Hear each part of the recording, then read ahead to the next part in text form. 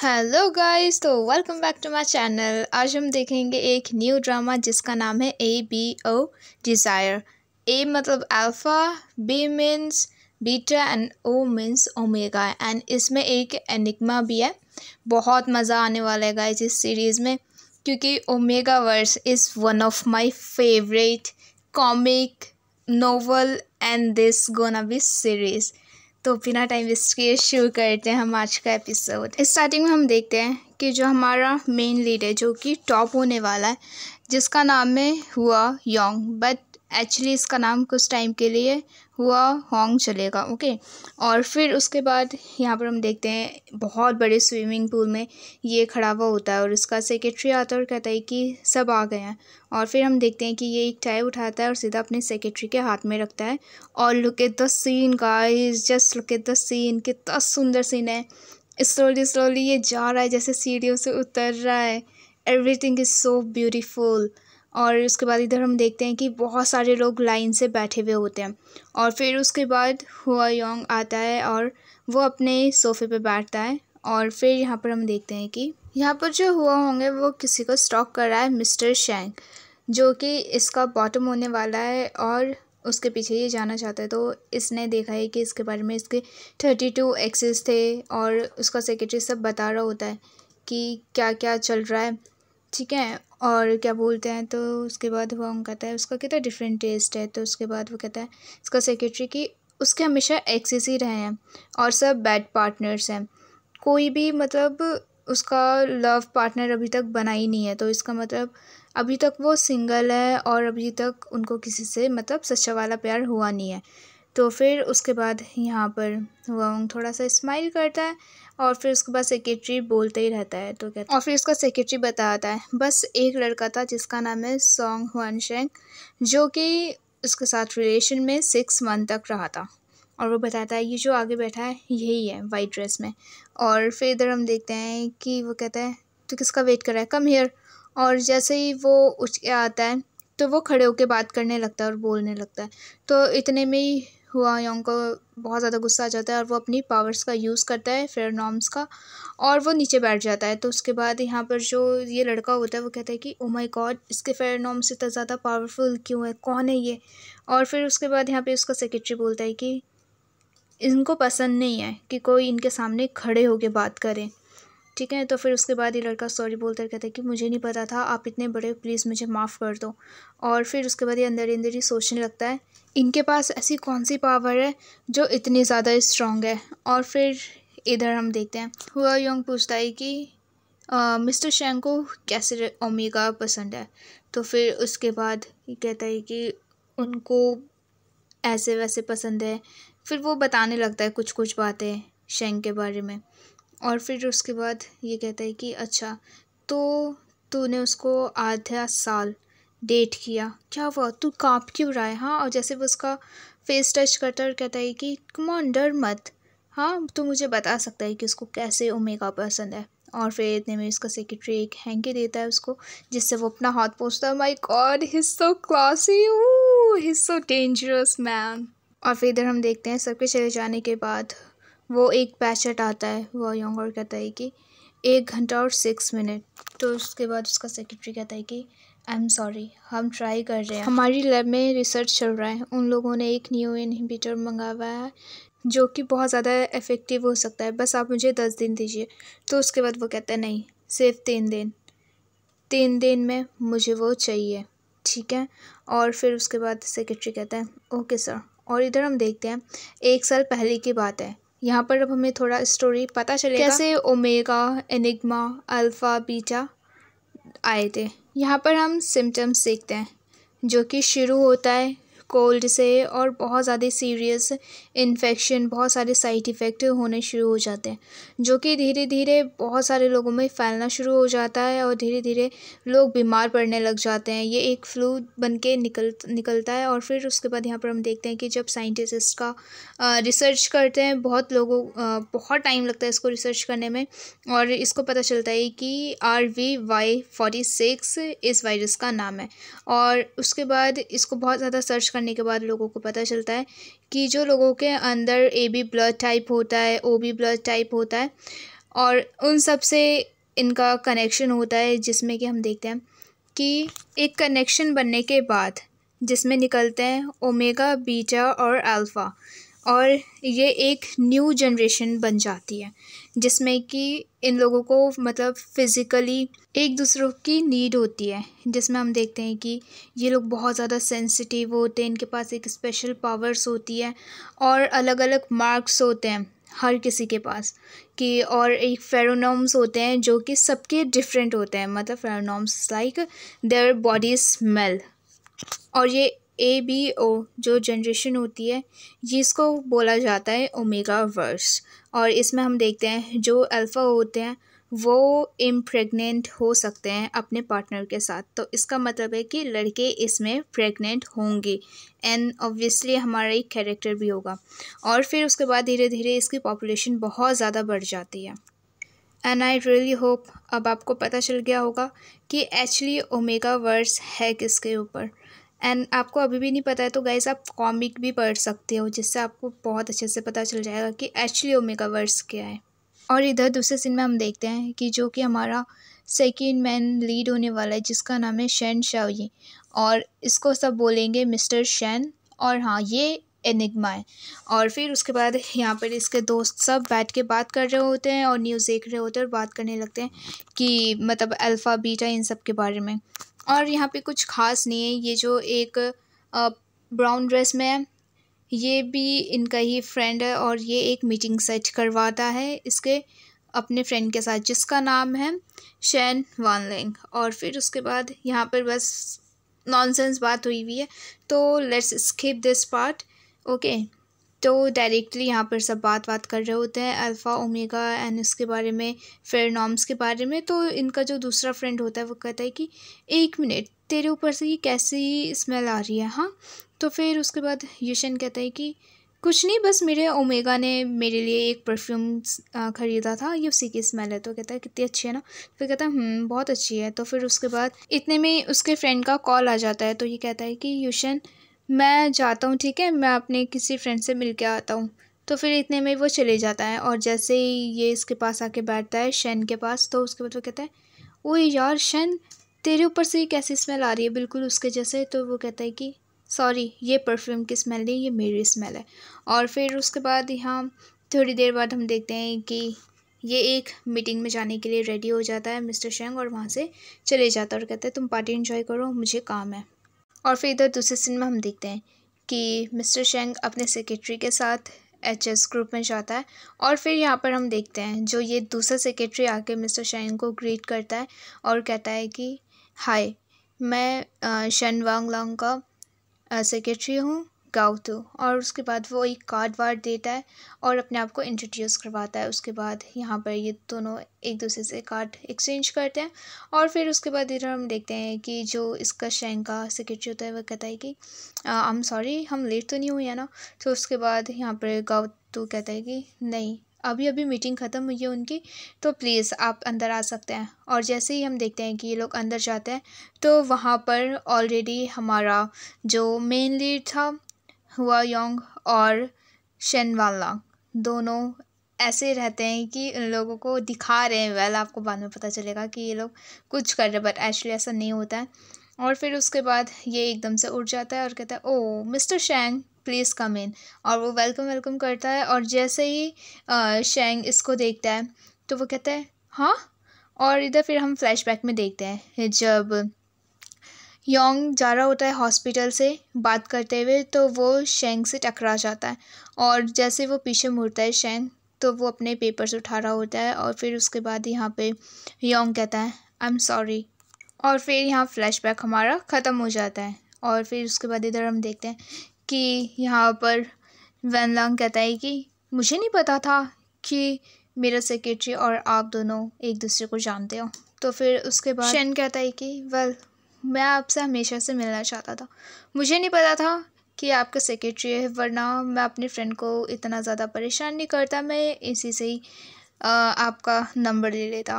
और फिर उसके बाद यहाँ पर हम देखते हैं कि जो वैनलांग होता है वो कहता है कि अगर मिस्टेक कुछ हुई है तो मुझे लगता है तुम्हें उसको अच्छे से सॉरी बोलना चाहिए, ओके। तो फिर उसके बाद वो कहता है शन, और यहाँ पर वो कहता है कि मुझे नहीं पता कि मैंने इनको कहाँ पर देखा है, मुझे सच में नहीं पता कि ये कौन है। तो फिर उसके बाद यहाँ पे शन याद दिलाता है उसको कि हम हॉस्पिटल में एक बार मिले थे, हाँ तुमने मुझे देखा नहीं पर टक्कर लगी थी। तो फिर उसके बाद ये एकदम से कहता है हुआ योंग की ओह आई एम सॉरी, उस दिन वो आप थे।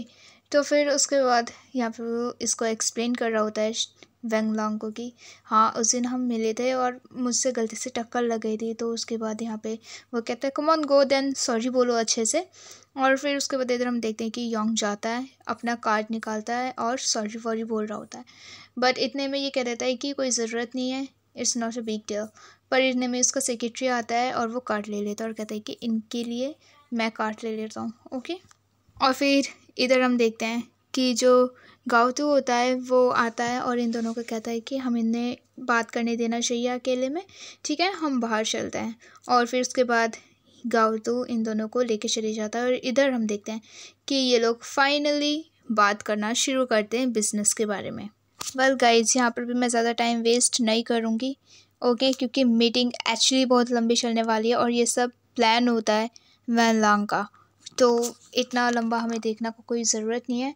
तो इधर हम छोटे में देखेंगे कि एक्चुअली जो मिस्टर शेंग होता है वो एचएस ग्रुप के पास आता है हेल्प लेने के लिए, क्योंकि ये लोग एक मेडिकल वो बना रहे होते हैं, रिसर्च कर रहे होते हैं, और जिसमें हम देखते हैं फिर उसके बाद ये मना कर देता है और कहता है कि हाँ मुझे पता है हमारी स्किल्स ऐसी है वैसी है अच्छी है। और ये लोग एक कैंसर होता है एक्स कैंसर जिसको ये लोग हटाना चाहते हैं। तो उसके बाद यहाँ पर ये कहता है कि मुझे पता है कि हमारी कंपनी 20 साल से काम कर रही है, हमें इतना प्रॉफिट हुआ ये है वो है करके, बट हम और भी लोगों के लिए फेरोनॉम्स इनहिबिटर मंगवाना चाहते हैं, बनाना चाहते हैं, जिसमें मैं चाहता हूँ कि आप भी हमारा साथ दो। और फिर उसके बाद यहाँ पे ये बहुत सारी चीज़ें बोलता है, oh god this is too much. और फिर उसके बाद यहाँ पे वेनलॉन्ग कहता है कि ओके मैं आपकी बात समझ सकता हूँ, बट आपकी स्मेल हमारे यहाँ के परफ्यूम के जैसे क्यों है, हाँ तो आप हमारा परफ्यूम यूज़ करते हो क्या। तो फिर उसके बाद यहाँ पे शेंग कहता है कि एक्चुअली सॉरी ये मेरा खुद का फेरोनॉम्स है। और फिर उसके बाद ये खुद ही बोल देता है एक्चुअली। फिर उसके बाद शेंग कहता है कि तो इसका मतलब ये हमारा फेट ही है कि हम दोनों को साथ में काम करना चाहिए। तो फिर उसके बाद यहाँ पर ये कैंसर को ख़त्म करने की बात करता है और कहता है कि एचएस ग्रुप से मैं 60% शेयर होल्ड ख़रीदना चाहता हूँ। तो अगर आप इतने में यहाँ पर हम देखते हैं कि जो वेनलॉन्ग होता है वो मना कर देता है। तो टिपिकली यहाँ पर शेन पैसे देने के लिए बात करता है, बट उसके बाद वेनलॉन्ग मना कर देता है। तो उसके बाद ये कहता है कि वाह मैंने आपके बारे में बस सुना था, आज जान भी लिया कि आप मतलब रिश्वत और आप मतलब पैसे के भूखे नहीं हो। वेल अगर आप और भी वो बहुत ज़्यादा पैसे बोलता है फिर, तो उसके बाद फिर भी वेनलॉन्ग नहीं मानता और कहता है कि ओके देन आपसे मिलकर खुशी हुई, नाइस टू मीट यू। और फिर ये दोनों की बातें यहीं पर ख़त्म हो जाती है और यहाँ से शेंग चले जाता है। और इधर हम देखते हैं कि जब शेंग जा रहा होता है तो उसके बाद यहाँ पर हुआ योंग बात कर रहा होता है फ़ोन पे कि क्या बोलते हैं मुझे सर्जरी के लिए इतने पैसे देने पड़ेंगे, ओके मैं अरेंज कर लूँगा प्लीज़, तो आप मेरा वेट करना। और उसके बाद इधर हम देखते हैं कि जो ये होता है शेंग ये इसकी बातें सुन लेता है, पर ये इसको सुनाना नहीं चाहता था, ऑब्वियसली हम सबको पता है ये कितना रिच है। और फिर उसके बाद इधर हम देखते हैं कि शेंग उसको इग्नोर करते हुए चले जाता है इससे पहले कि वो कुछ बोलता।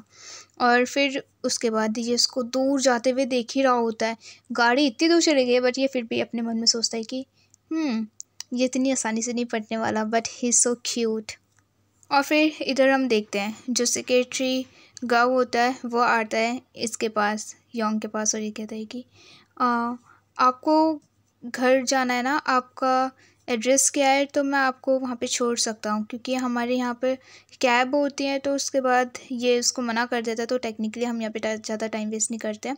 और उसके बाद यहाँ पर वैसे तो ये देख ही रहा होता है इसको इतने ध्यान से, बट फिर उसके बाद गाँव उसको हर चीज़ एक्सप्लेन करने लग जाता है कि कंपनी में ये बेनिफिट है वो बेनिफिट है, अगर आपको तो मैं आपको छोड़ सकता हूँ। तो फिर उसके बाद यहाँ पर ये अपना एड्रेस बता देता है। और फिर इधर हम देखते हैं कि गाँव टू और हुआ योंग दोनों साथ में बैठे हुए होते हैं कार में। और फिर यहाँ पे जो गाउतो होता है वो कहता है कि वेल मैंने आपकी बात सुन ली थी निकलते हुए, अगर आपको किसी भी चीज़ की ज़रूरत हो तो आप मुझे बता सकते हो। मैं समझ सकता हूँ कि आप क्या फ़ील करते हो, क्योंकि वो हॉस्पिटल बहुत ज़्यादा एक्सपेंसिव है। तो फिर उसके बाद यहाँ पे हुआ योंग कहता है सच में, और मुझे क्यों ऐसा लग रहा है कि वो जो हॉस्पिटल होगा वो इसी का होगा।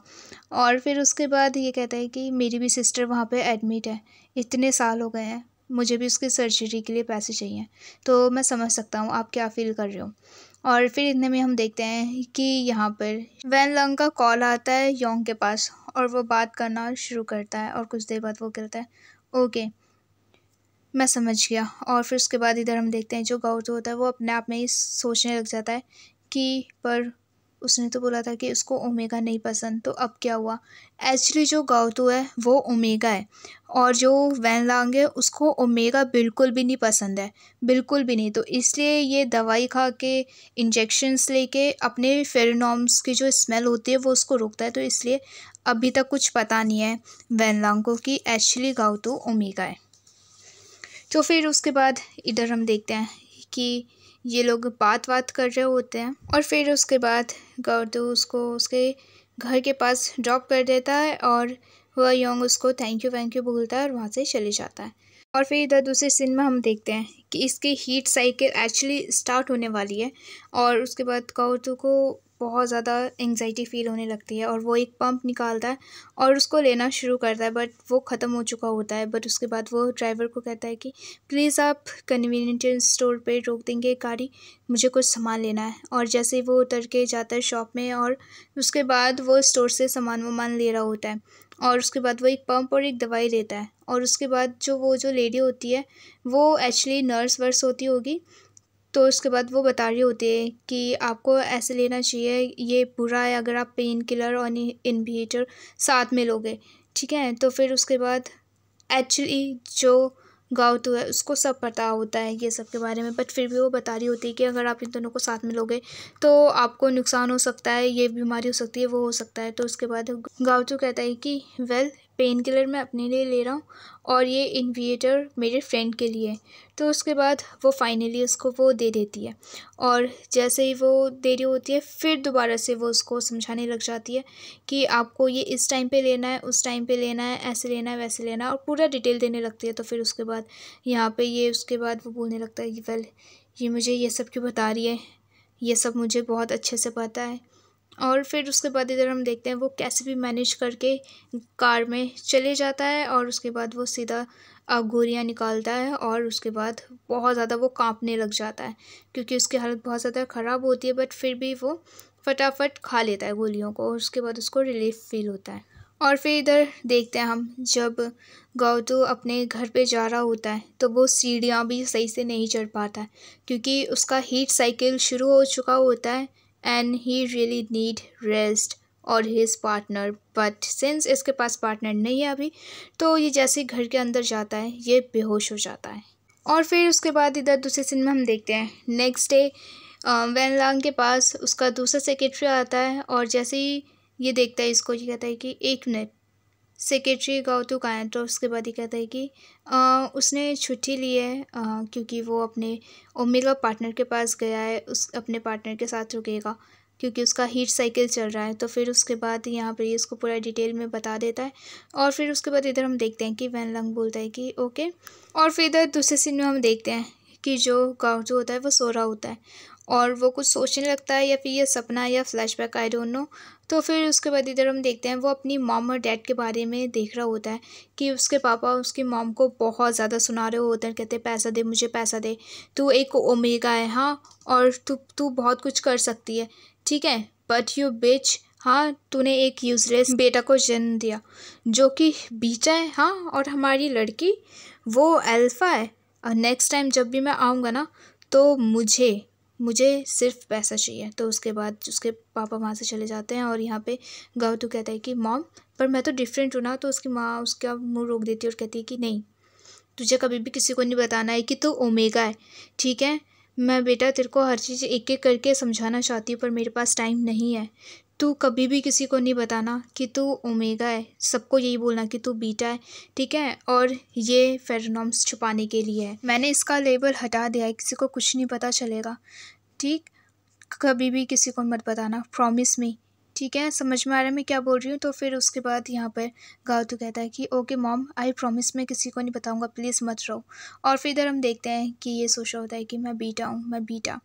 और फिर इतने में हम देखते हैं इसका फ़ोन बजने लगता है, और जैसे ये फ़ोन उठाता है तो वो दूसरे सेक्रेटरी का कॉल होता है। तो वो कहते हैं कि आपके पास वो जो पेन ड्राइव है उसमें डॉक्यूमेंट्स हैं, तो आज मीटिंग है तो हमें चाहिए, तो क्या प्लीज़ आप जो दूसरा सेक्रेटरी है यानी कि हुआ योंग को आप दे देंगे, वो ले आएगा। तो फिर उसके बाद ये कहता है कि ओके, अगर इतना ज़्यादा इम्पॉर्टेंट है तो मैं उसको दे देता हूँ। और फिर इधर हम देखते हैं कि ये फाइनली डिसाइड कर लेता है जाने के लिए। और फिर इधर हम देखते हैं फ़ोन रखने के बाद गाओटू अपना फ़ीवर चेक करता है और कहता है कि मुझे फ़ीवर तो नहीं है, तो इसका मतलब अभी मेरा फेरोमोन्स भी नहीं हो रहा होगा। और जैसे वो अपने आप को स्मेल करता है, उसको स्मेल आ रही होती है, तो वो सीधा शावर करने के लिए चले जाता है। और जब ये शावर कर रहा होता है तो फिर ये डॉक्टर की बात को याद करने लग जाता है। Oh my God, his life is so sad as a omega. Actually omega का लाइफ सैड ही होता है। और यहाँ पे डॉक्टर इसको सजेस्ट करते हैं कि तेरा हीट साइकिल आ रहा है, तो तुझे यहाँ पर रुकना पड़ेगा हॉस्पिटल में। तो उसके बाद यहाँ पे गाओटेंग मना कर देता है और कहता है कि नहीं, मैं हॉस्पिटल में नहीं रुक सकता।